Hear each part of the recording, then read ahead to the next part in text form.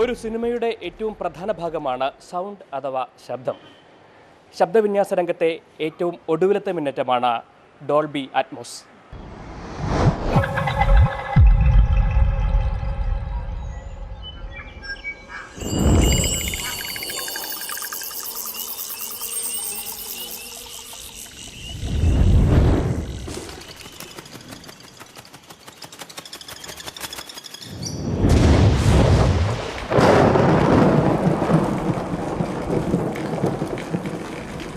ശബ്ദപ്രപഞ്ചത്തിലൂടെ പ്രേക്ഷകൻ സിനിമയെ അനുഭവിപ്പിക്കുകയാണ് Dolby Atmos.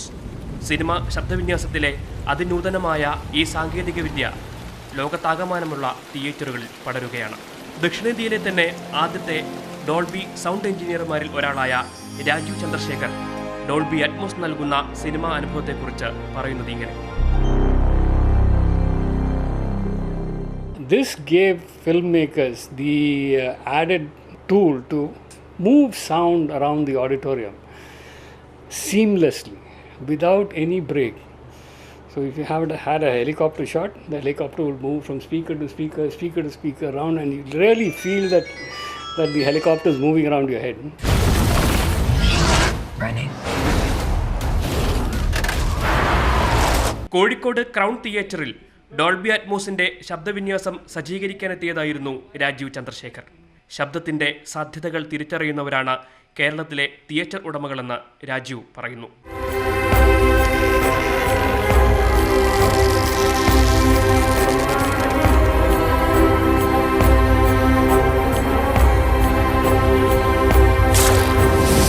People want more. People want to experience effects. People want to experience being in the film, being involved in the film, and Dolby Atmos is the best tool to do that as per present technology.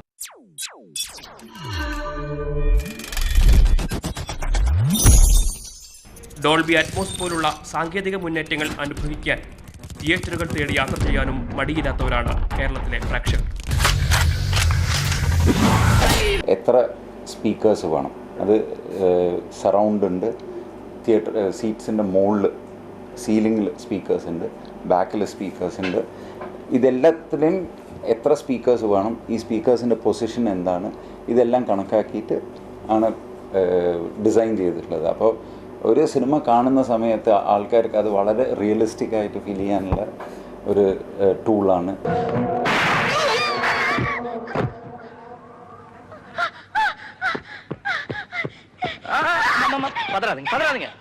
ஒண்ணுமில்ல எல்லாம் முடிஞ்சு போச்சு. நான் போலீஸ்காரன் இந்த பாருங்க, பயப்படாதீங்க.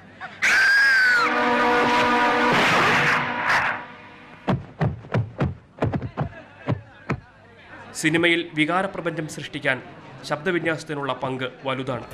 പ്രേക്ഷകനെ സിനിമയുടെ പൂർണ്ണതയിലേക്ക് കൊണ്ടുപോവുകയാണ് ഡോൾബി അറ്റ്മോസ്.